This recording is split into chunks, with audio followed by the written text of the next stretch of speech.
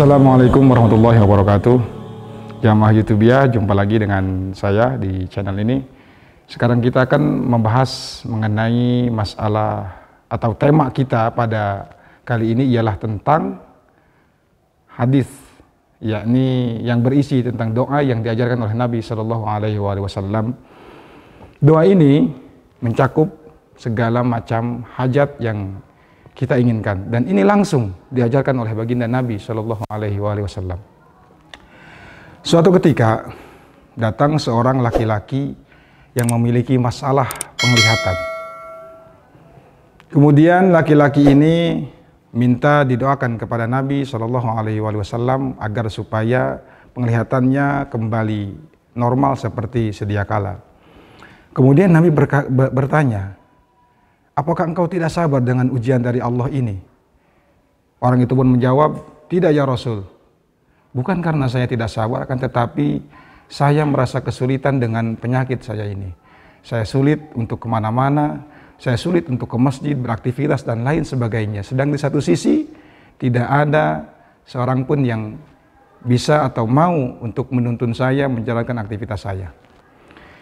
Kemudian Rasul Shallallahu Alaihi Wasallam memerintahkan orang tersebut untuk mengambil air wudhu, lalu melaksanakan sholat 2 rakaat. Kemudian Nabi Shallallahu Alaihi Wasallam mengajarkan doa kepada orang tersebut. Artinya setelah orang itu berwudhu kemudian sholat 2 rakaat, Nabi memerintahkan agar ia berdoa dengan doa ini. Allahumma inni as'aluka wa atawajjahu ilaika binabiyyika Muhammadin sallallahu alaihi wasallam nabiyyir rahmah. Ya Muhammad, inni atawajjahu bika ila rabbika fi hajati hadhihi fataqdiha li Allahumma syafi'hu fiyya wa syafi'ni fi. Sebagaimana di dalam hadis yang saya kutip dari kitab Al-Mu'jamus Shaghir karya dari Imam At-Tabrani. Hadis ini juga disebutkan oleh beberapa ulama ahli hadis yang lain, semisal oleh Imam At-Tirmidzi, juga oleh Imam Al-Baihaqi, Imam Ad-Daraqutni dan lain sebagainya. Hadis ini diriwayatkan oleh Utsman bin Hunayf. Oke. Rawinya Utsman bin Hunayf.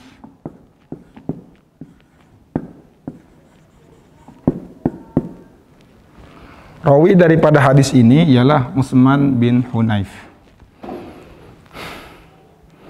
Utsman bin Hunayf menceritakan bahwa suatu hari datang rajulun dharir, seorang laki-laki yang memiliki masalah penglihatan atau buta dan sejenisnya. Kemudian meminta untuk didoakan kepada Nabi agar penyakitnya sembuh. Lantas Nabi menyuruhnya untuk berdoa, untuk berwudu, kemudian sholat 2 rakaat dan berdoa dengan doa ini. Dan inilah salah satu daripada doa yang diajarkan oleh Nabi Shallallahu Alaihi Wasallam, khususnya bagi orang tersebut, umumnya bagi kita. Jika kita menginginkan suatu hajat terkabul oleh Allah Subhanahu Wa Taala, maka caranya seperti yang diajarkan dalam hadis ini. Yang pertama, berwudu, kemudian sholat 2 rakaat. Sholatnya ialah sholat hajat. Setelah itu membaca doa ini, ya, berdoa dengan doa ini, kemudian disebutkan hajatnya. Ketika sudah nyampe fi hajati hadhihi, ini disebutkan hajatnya. Ini yang diajarkan oleh Nabi Shallallahu Alaihi Wasallam. Jika kita cermati di dalam hadis ini, setidaknya ada 2 poin penting. Yang pertama, bahwa di dalam doa ini Nabi mengajarkan kepada kita untuk bertawassul dengannya. Allahumma inni as'aluka, wahai Allah, sesungguhnya aku memohon kepadamu, wa atawajjahu ilaika, dan aku menghadap kepadamu, binabiyyika, dengan wasilah pelantaraan nabimu. Ba yang ada di dalam lafaz nabiyyika ini kurang lebih sama dengan ba yang ada di dalam lafaz bismillahirrahmanirrahim. Artinya binabiyyika, dengan wasilah nabimu. Ulama ahli nahu memaknai ba di dalam Bismillahirrahmanirrahim, di antaranya menggunakan makna ba-nya itu ialah ba lil isti'anah. Jadi ba ini satu di antara huruf jar yang mempunyai makna paling banyak. Setidaknya jumlah makna di dalam lafadz ba ini disebutkan di dalam kitab Alfiyah setidaknya ada 20 makna. Salah satu daripada makna ba ialah lil isti'anah, atau seperti perumpamaan qata'tu bisikin.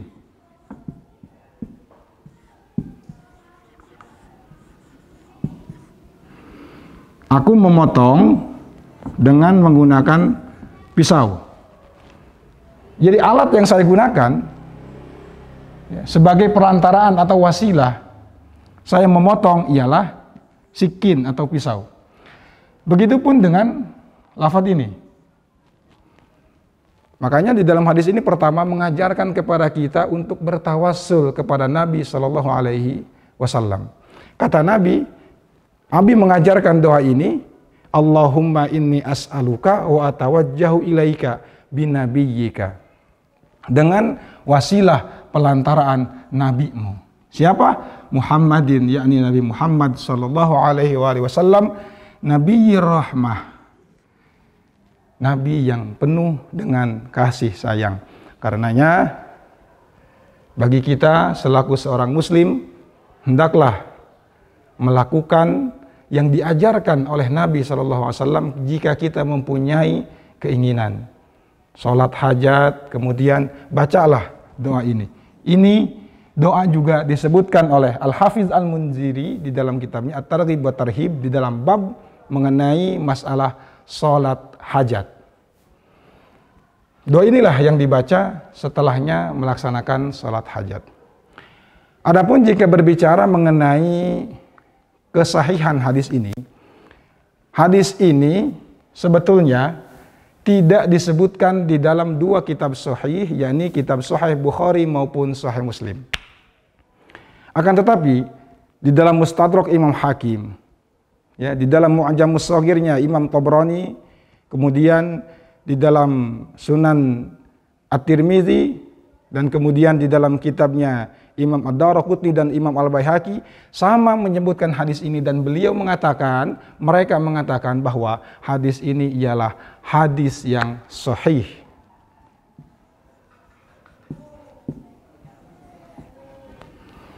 Meskipun memang tidak disebutkan di dalam kitab Sahih Bukhari maupun Sahih Muslim. Akan tetapi derajat hadis ini ialah hadis sahih.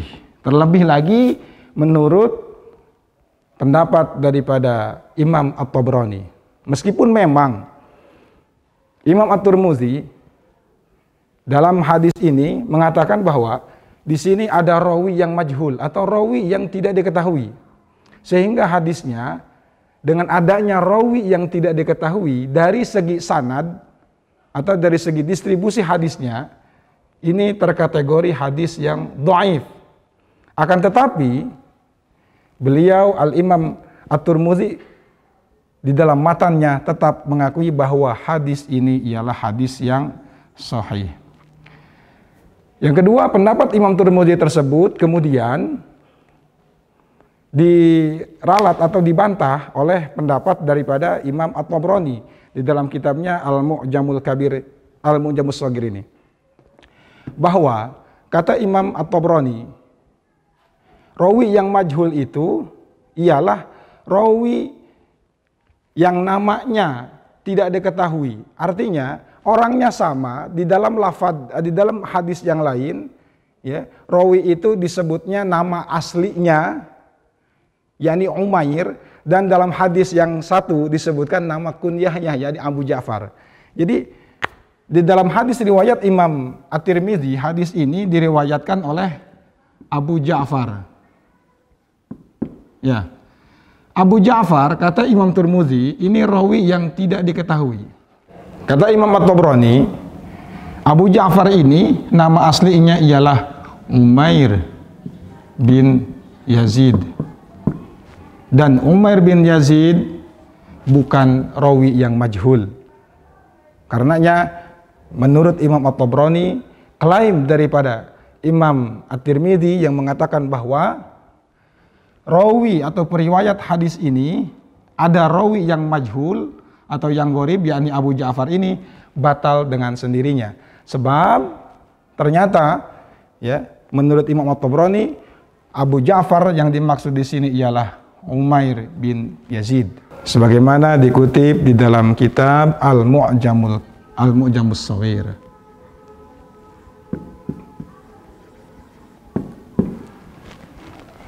Jadi kata Imam At-Tabrani dalam kitab Al-Mu'jamus Shaghir, Abu Ja'far ini ialah Umair bin Yazid. Dan Umair bin Yazid bukan rawi yang gharib. Artinya bahwa hadis ini termasuk terkategori hadis yang sahih. Apa itu hadis sahih? Mungkin ada saatnya kita sedikit mengulas tentang hadis sahih.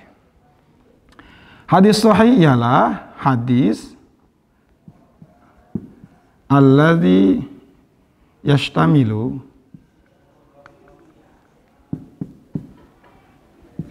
ala a'la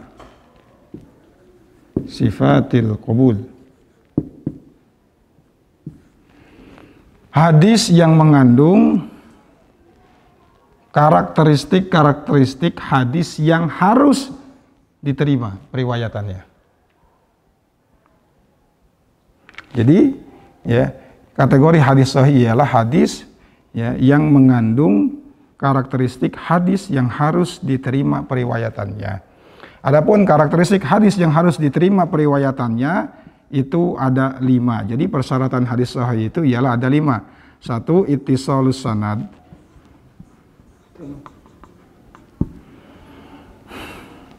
Jadi sanadnya bersambung. Kemudian ada latur rawi, rawi yang adil.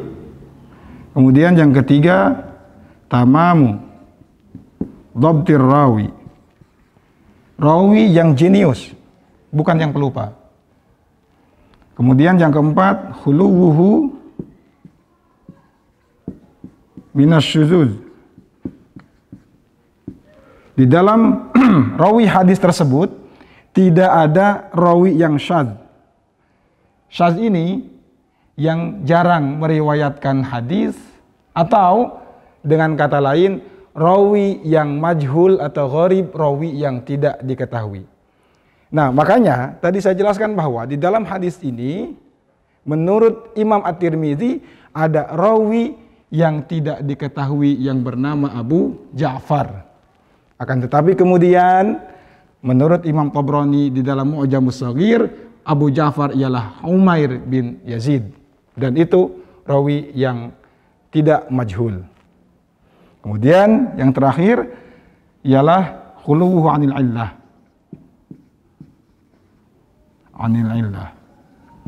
Tidak ada ilat di dalam lafaz hadis tersebut.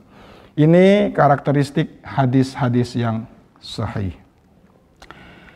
Mungkin di sini patut saya sampaikan bahwa memang betul dalam khazanah ilmu hadis, kitab hadis yang paling tinggi derajat kesahihannya ialah kitab Sahih Bukhari, yang kedua ialah kitab Sahih Muslim. Akan tetapi perlu kita pahami bersama bahwa tidak semua hadis sahih termuat di dalam kitab Sahih Bukhari maupun Sahih Muslim. Karenanya jangan kita menyangkal suatu hadis umpamanya ini bukan dari hadis Bukhari dan Muslim, ini pasti enggak sahih, enggak begitu. Bahwa hadis sahih terkadang bisa ditemui di luar kitab Sahih Bukhari maupun Sahih Muslim. Pelajaran yang kedua yang bisa diambil dari hadis ini ialah agar kita senantiasa berdoa, memohon kepada Allah dengan berwasilah kepada Nabi Muhammad Sallallahu Alaihi Wasallam.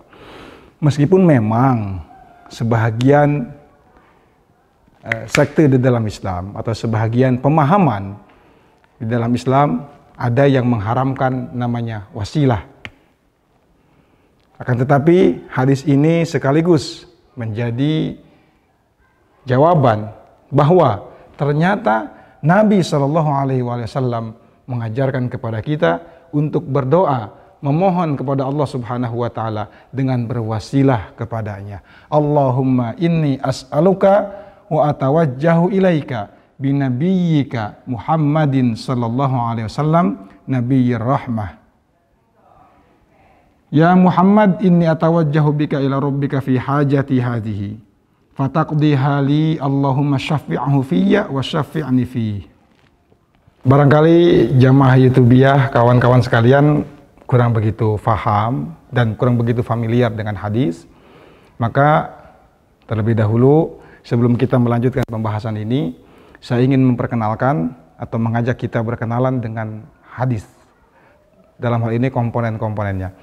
Bahwa hadis apapun, entah itu hadis hasan, entah itu hadis sahih, atau hadis dhaif dan lain sebagainya, tidak akan terlepas dari dua komponen utama. Pertama, yaitu rawi.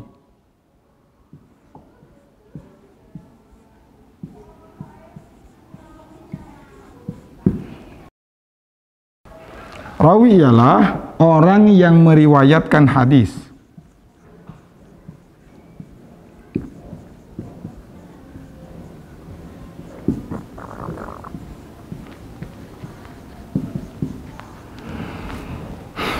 Dalam hadis ini, rawinya ialah Utsman bin Hunayf. Rawi yang pertama. Utsman bin Hunayf ini yang menyaksikan kejadian yang tadi disebutkan di dalam prolog. Ya. Kemudian Utsman bin Hunayf ini meriwayatkan hadis itu kepada orang setelahnya terus sampai kepada Imam Al-Bukhari. Ini yang disebut dengan rawi. Komponen kedua di dalam hadis itu ada yang disebut dengan matan. Matan atau redaksi hadis. Hadis.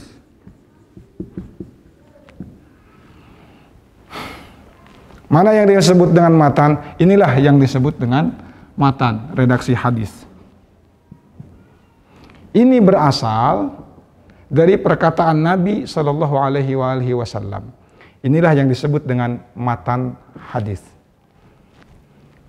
Baik, kembali.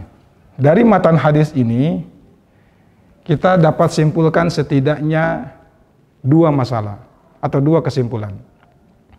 Yang pertama, sebagaimana tadi, bahwa Rasulullah SAW mengajarkan kepada kita untuk bertawassul kepadanya ketika kita memohon atau berdoa kepada Allah Subhanahu wa Ta'ala. Kata Nabi, Allahumma inni as'aluka wa atawajjahu ilaika binabiyyika Muhammadin sallallahu alaihi wasallam nabiyyir rahmah, nabi kasih sayang. Karenanya Nabi diutus sebagai rahmatan lil alamin. Ini kenapa Nabi disebut nabiyyir rahmah. Ya. Yang kedua, di samping Nabi SAW mengajarkan kepada kita untuk bertawassul, Nabi pun mengajarkan kepada kita doa dalam memohon atau tata cara dalam memohon. Sebaik-baiknya doa ialah ketika seseorang di dalam sholat dan setelah sholat. Di dalam sholat maka sudah barang tentu di sana terdapat banyak sekali doa. Allahumma gfirli, kita memohon ampun kepada Allah, warhamni, memohon kasih sayang kepada Allah dan lain sebagainya. Lalu setelah itu kita mohon doa kita, keinginan kita mohonkan kepada Allah yang khusus selain daripada keinginan yang sudah kita utarakan kepada Allah di dalam sholat tadi. Di antaranya melalui doa ini. Mudah-mudahan segala keinginan kita, segala hajat kita, Allah Subhanahu wa taala kabulkan dengan wasilah pelantaraan Nabi Muhammad sallallahu alaihi wasallam.